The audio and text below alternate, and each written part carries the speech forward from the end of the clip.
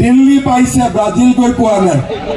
ভাৰত মাতা কি এইবাৰ ব্ৰাজিল গৈ পালে।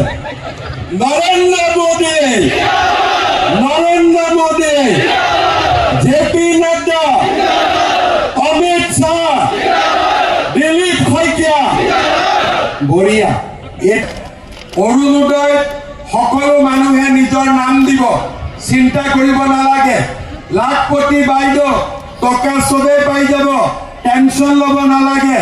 যেতিয়ালৈকে হিমন্ত বিশ্ব শৰ্মা আছে, বিজেপি আছে, আমি আপোনালোকৰ লগত 100%। ঠিক আছে, এতিয়া কোকৰাঝাৰত শুনাকৈ ক'ব লাগিব।